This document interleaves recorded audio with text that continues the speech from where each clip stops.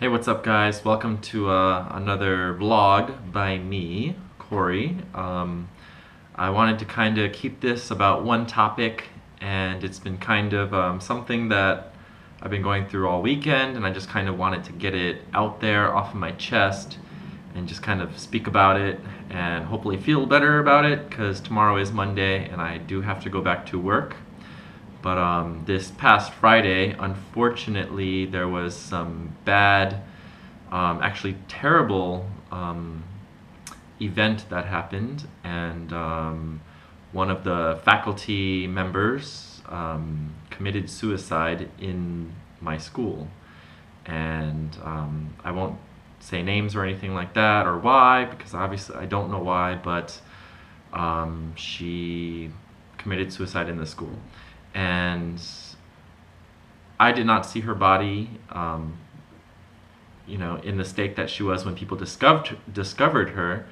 My co-teacher actually is the one that found her, and I was actually with my co-teacher 1 minute before that happened. So I actually went to my office, and not even a minute later, my co-teacher ran to my office to get some help. And that's when I think a lot of people came running up, and they discovered that it was just too late, and she was already gone. And anyways, the reason I'm posting this is because it's a very sad thing when someone takes their own life, and this is something that's been bothering me because I've dealt with death before, from natural causes, whether they were old or young. Also, people who have lost their life prematurely through car accidents, murder, overdose, that kind of stuff. And this is the first one where it was a suicide. And this person was actually kind of a friend of mine. And it's just very strange because no one had a clue about what was going on inside of her, how she felt. She was in her mid-40s, and she was unmarried, but she seemed happy, and she had traveled the world. She had been to America, she had been to Europe, all over Asia and Southeast Asia and whatnot. And it just seemed like things were on the up and up for her always. She just always seemed like a cheery person, but that's the problem, is you just don't know how someone really feels inside. She probably kept her emotions bottled up inside of her, and I'm assuming. Okay, this is just assumption. I'm assuming it was depression. I can't think of any other reason that she would probably end her life prematurely. And I don't claim to know that I know about her like personal situation with her family or anything like that. But overall, from the many times that we've hung out and gone to coffee shops and had, like co-teacher dinners and stuff like that. She was not my co-teacher. She was there, and she just always seemed like a bright, happy person. And so it caused me to look up some suicide information about Korea, and it shocked me that Korea was actually the #1 country out of the 30 countries in the OECD. I think that stands for, let's see, let's take a look. I have it up here. Stands for the Organization for Economic Cooperation and Development. So these are like, modern nations with large economies and stuff that are part of this like organization. And South Korea is #1. It has the highest suicide rate among those 30 countries. And the average, I think, let's take a look here. The average suicide rate is 28.4 people per 100,000 people. That's a lot compared to the next one on the list, which is #2, Hungary, which is at 19.8. So 28.4 drops down to 19.8. Japan is #3 at 19.7. So that's a big gap between South Korea, #1, and #2, Hungary. And it really bothers me.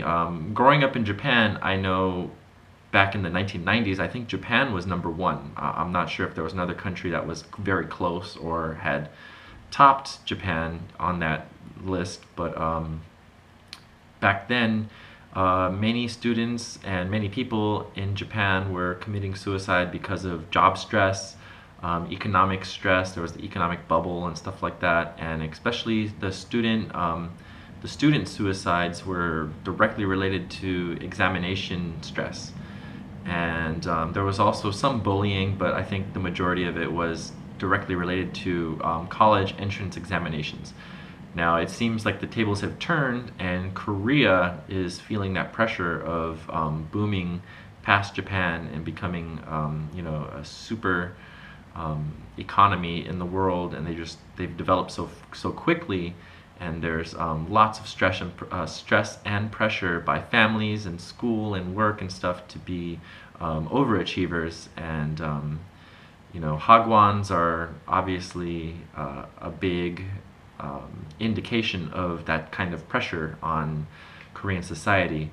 And I also know that many Koreans are feeling pressure from family members to do good and stuff like that, and learn English. This is another thing, learning English so that they have a better chance at obtaining nice jobs with big corporations like Samsung or Kia or Hyundai or whoever, or going international and working abroad in America or somewhere, Wall Street, I don't know, but there's just all this pressure, and it all just connects, and it interweaves with one another, and it's just crazy. It's really crazy to know that this is such a huge problem in this country. And obviously my school, the faculty, they are absolutely devastated. She was like one of the pillar of the school. She was like the glue for a lot of things, and she kept us together. She organized the stuff. She handled stuff for the school administration, and she is no longer with us. But anyways, I just wanted to also kind of throw this out there in this video, is that just make sure you tell people you interact with on a daily basis that you care about them. Ask them how they are, have fun with them, hang out with them, give them presents. Really try to talk to them and find out how they're feeling on the inside. You don't have to delve too far, but at least show that you care, and maybe they might loosen up if there's something really, really bothering them, and they might open up to you, and you never know, you might save someone's life. Yeah, and I think there was one more thing I wanted to mention about this topic. Sorry it's such a morbid, very saddening topic, but it is reality. This is the Adventures of Cory, and adventures include ups and downs, and right now this is a down, but we can learn some lessons from this, but I wanted to also say, I was going to say something else and I completely went off track onto a different tangent, but yeah, so anyways, it was about Korea and just kind of the way society works. It is unfortunate that the way people are hired and looked at in society, it's all external. It's how you look. You have to be pretty, or you have to be handsome. You have to be generally well fit. You have to present yourself as an educated person, or society will look down on you, and it's really sad that is the case. And a lot of times, if you show any records, especially medical records or medical history, that you have sought psychological help, such as seeking a therapist or whatnot, or have been diagnosed with some kind of like antidepressant medicine, that goes on your CV when you're applying for a job, and that's kind of a red flag. Companies and other employers, they don't want someone with mental disorders or a history of some kind of a mental disease or anything like that. And so some people, they hold it inside, and it's really sad, and they don't seek the proper help that they need. And fortunately, here in Korea, because the suicide rate has been climbing for quite some time, in the past decade, there was an organization, I believe they're called, let me see here, an NGO, Korean Association for Suicide Prevention. They were created in December 2003, and since 2005, the South Korean government has been assisting them and helping them, trying to reach out and help people. But it's a complicated, complex matter within Korean society. And I'm sure other countries, that are on that list, Hungary and Japan, they are experiencing the exact same pressures and problems with getting people help and helping their psychological despair, or whatever the reason might be. But anyways, the end point of this video, I want to just say, just love one another, and basically reach out to people, and you never know who you will affect in your day-to-day lives. You might help somebody, so just always be positive, always be friendly, always assist, and if you see bullying, stop it, and that kind of stuff. So anyways, just wanted to kind of ramble about that and post this. I'm so sorry again, once again, that this is a kind of a morbid, negative blog, but I'm sorry, vlog.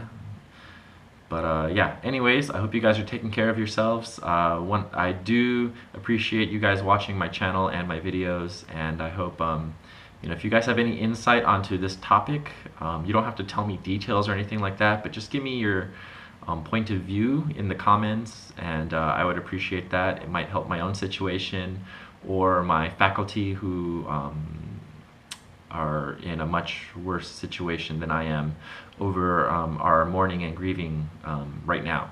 Okay, well, thanks for watching, and I hope you guys have a good night. Okay, bye.